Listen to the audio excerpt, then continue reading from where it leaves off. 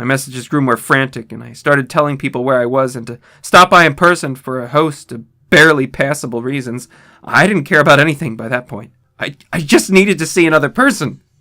I also tore apart my apartment looking for something that I might have missed. Some way to contact another human being without opening the door. I know it's crazy. I know it's unfounded, but what if? What if? I just need to be sure. I taped the phone to the ceiling, just in case. Tuesday. The phone rang. Exhausted from last night's rampage, I must have fallen asleep. I woke up to the phone ringing, and I ran into the bathroom and stood on the toilet and flipped open the phone taped to the ceiling. It was Amy, and I feel so much better. She was really worried about me, and apparently had been trying to contact me since the last time I talked to her. She's coming over now, and yes, she knows where I am without me telling her. I feel so embarrassed. I'm definitely throwing this journal away before anyone sees it. I don't even know why I'm writing in it now. Maybe it's just because it's the only communication I've had at all since God knows when. I look like hell, too. I looked in the mirror just before I came back in here. My eyes are sunken and my stubble's thicker, and I just look generally unhealthy. My apartment is trashed, but I'm not going to clean it up. I think I need someone else to see what I've been through. These past few days have not been normal. I'm not one to imagine things. I know I've been the victim of extreme probability. I probably miss seeing another person a dozen times. I just happened to go out when it was late at night, or in the middle of the day when everyone was gone. Everything's perfectly fine. I know this now. Plus, I found something in the closet last night that's helped me tremendously. A television. I set it up just before I wrote this, and it's on in the background. Television has always been an escape for me, and it reminds me that there's a world beyond these dingy brick walls. I'm glad Amy's the only one that responded to me after last night's frantic pestering of everyone I could contact. She's been my best friend for years. She doesn't know it, but I count the day that I met her among one of the few moments of true happiness in my life. I remember that warm summer day fondly. It seemed a different reality from this dark, rainy, lonely place. I feel like I spent days sitting in that playground, much too old to play, just talking with her and hanging around doing nothing at all. I still feel like I can go back to that moment sometimes, and it reminds me that this damn place is not all there is. Finally, a knock on the door. I thought it was odd that I couldn't see her through the camera I'd hid between the two soda machines. I figured that it was just bad positioning, like when I couldn't see her out the front door. I should have known. After the knock, I yelled through the door jokingly that I had a camera between the soda machines because I was embarrassed myself that I had taken the paranoia this far. After I did that, I saw her image walk over to the camera and look down at it. She smiled and waved. "Hey," she said to the camera brightly, giving it a wry look. "It's weird, I know." I said into the mic attached to my computer. "I've had a weird few days." "Must have," she replied. "Open the door, John." I hesitated. How could I be sure? "Hey, could you humor me for a second here?" I told her through the mic. "Tell me one thing about us. Just prove to me you're you." She gave the camera a weird look. All right," she said slowly, thinking.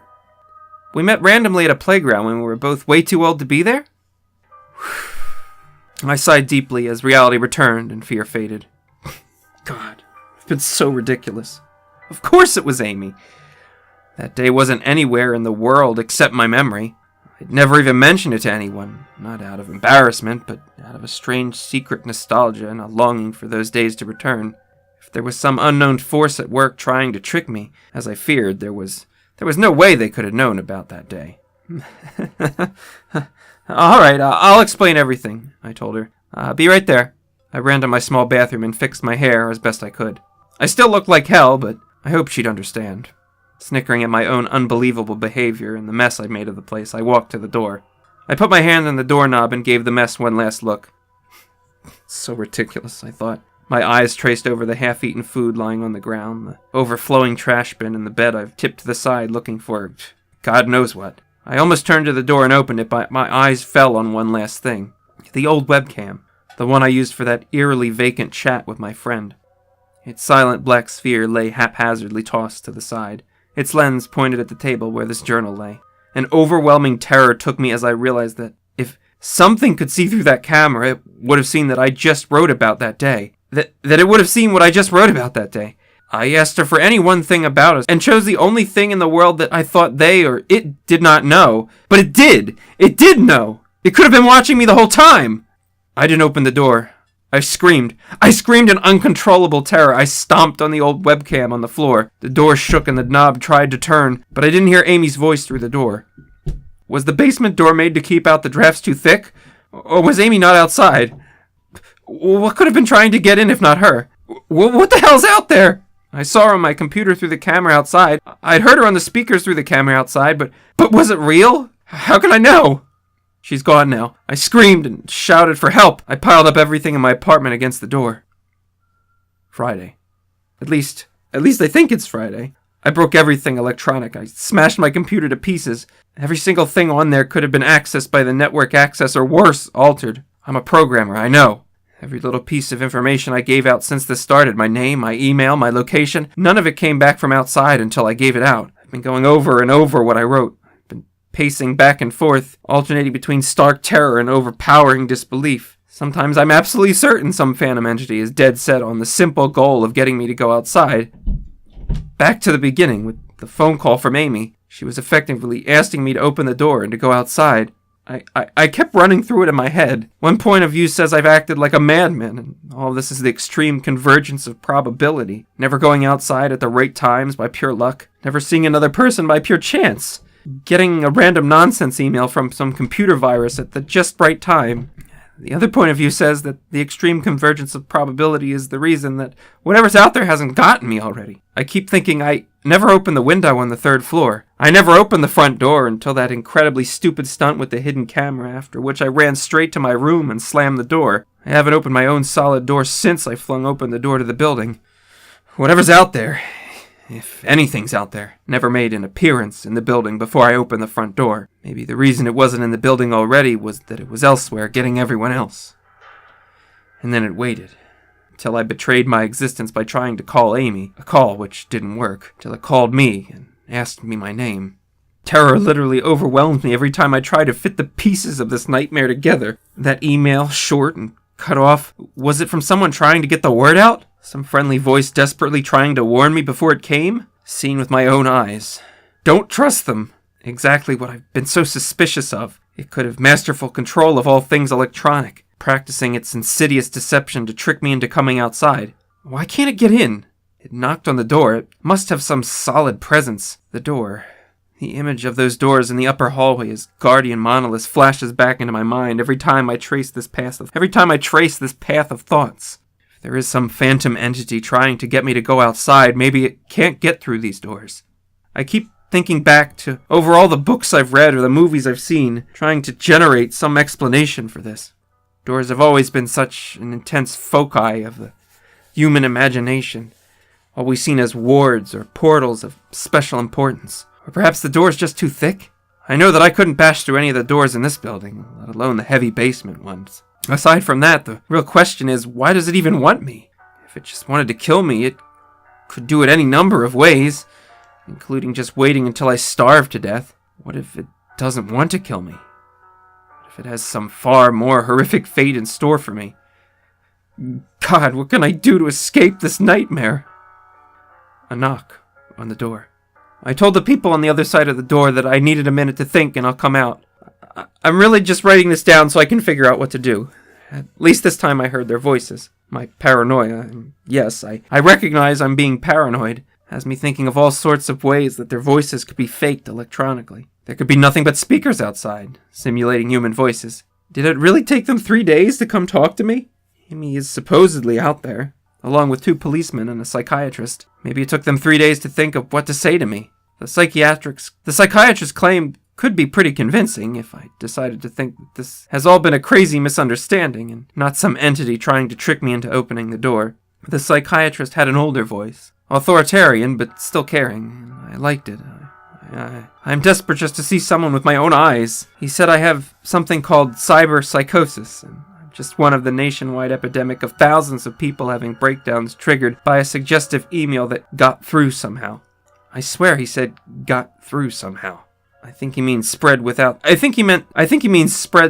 the country inexplicably, but I'm incredibly suspicious that the entity slipped up and revealed something. He said I'm part of a wave of emergent behavior, that a lot of other people are having the same problem with the same fears, even though we've never communicated. Well, Well, that neatly explains the strange email about eyes that I got. I didn't get the original triggering email, I got a descendant of it. My friend could have broken down too and tried to warn everyone he knew against his paranoid fears. That's how the problem spreads, the psychiatrist claims. I could have spread it too, with my texts and instant messages online to everybody I know. One of those people might be melting down right now after being triggered by something I sent them. Something they might interpret in any way that they want. Something like a text saying, "Seen anyone face to face lately?" The psychiatrist told me he didn't want to lose another one. That people like me are intelligent, and that's our downfall. We draw connections so well that we draw them even when they shouldn't be there. He said it's easy to get caught up in paranoia in our fast-paced world, a constantly changing place where more and more of our interaction is simulated. I have to give him one thing. It's a great explanation. It neatly explains everything. It perfectly explains everything, in fact. I have every reason to shake off this nightmarish fear that something or consciousness or being out there wants me to open the door so it can capture me for some horrible fate worse than death. It would be foolish after hearing that explanation to stay in here until I starve to death just to spite the entity that might have gotten everyone else. It would be foolish to think that after hearing that explanation. I might be one of the last people left alive on an empty world, hiding in my secure basement room, spiting some unthinkable deceptive entity just by refusing to be captured. It's a perfect explanation for every single strange thing I've seen or heard, and I have every reason in the world to let all of my fears go and open the door. That's exactly why I'm not going to. How can I be sure? How can I know what's real and what's deception? All these damn things with their wires and their signals and that originate from some unseen origin, they're not real. I can't be sure. Signals through a camera, faked video, deceptive phone calls, emails. Even the television, lying broken on the floor. How can I possibly know it's real? It's just signals, waves, lights. The door. It's bashing on the door. It's trying to get in. What insane mechanical contrivance could it be using to simulate the sound of men attacking the heavy wood so well? At least I'll finally see it with my own eyes. There's nothing left in here to deceive me with. I've ripped apart everything else. It can't deceive my eyes, can it? Seen with your own eyes, don't trust them, Wait, was that desperate message trying to tell me to trust my eyes? Or warning me about my eyes too? Oh my god. What's the difference between a camera and my eyes? They both turn light into electrical signals. They're the same! I can't be deceived! I have to be sure! I have to be sure! Date unknown. I calmly asked for paper and a pen, day in and day out, until it finally gave them to me. Not that this matters. What am I going to do? Poke my eyes out? The bandages feel like part of me now. The pain is gone. I figure this will be one of my last chances to write legibly, as, without my sight to correct mistakes, my hands will slowly forget the motions involved. This is sort of a self-indulgence, this writing. It's a relic of another time, because I'm certain everyone left in the world is dead. Or something far worse. I sit against the padded wall day in and day out. The entity brings me food and water. It masks itself as a kind of nurse, as an unsympathetic doctor. I think it knows that my hearing has sharpened considerably now that I live in darkness. It fakes conversations in the hallways, on the off chance that I might overhear. One of the nurses talks about having a baby soon. One of the doctors lost his wife in a car accident. None of it matters. None of it is real. None of it gets to me. Not like she does. That's the worst part, the part I almost can't handle. The thing comes to me, masquerading as Amy. Its recreation is perfect. It sounds exactly like Amy, feels exactly like her. It even produces a reasonable facsimile of tears that it makes me feel on its lifelike cheeks. And when it first dragged me here, it told me all the things I wanted to hear. It told me that she loved me, and that she'd always loved me. That it didn't understand why I did this, and that we could still have a life together, if only I would stop insisting that I was being deceived. It wanted me to believe. No, it needed me to believe that she was real. I almost fell for it. I really did. I doubted myself for the longest time. In the end, though, it was all too perfect, too flawless, and too real. The false Amy used to come every day, and every week, and then finally stopped coming altogether. But I don't think the entity will give up. I think the waiting game is just another one of its gambits. I will resist it for the rest of my life if I have to. I don't know what happened to the rest of the world, but I do know that this thing needs me to fall for its deceptions. If it needs that, then maybe, just maybe, I'm a thorn in its agenda. Maybe Amy's still alive out there somewhere, kept alive only by my will to resist the deceiver. I hold on to that hope, rocking back and forth in my cell to pass the time. I'll never give in. I will never break. I'm a hero. The doctor read the paper the patient had scribbled on. It was barely readable, written in the shaky script of one who could not see. He wanted to smile at the man's steadfast resolve, a reminder of the human will to survive, but he knew that the patient was completely delusional. After all, a sane man would have fallen for the deception long ago. The doctor wanted to smile. He wanted to whisper words of encouragement to the delusional man. He wanted to scream, but the nerve filaments wrapped around his head and into his eyes made him do otherwise. His body walked into the cell like a puppet and told the patient once more that he was wrong and that there was nobody trying to deceive him.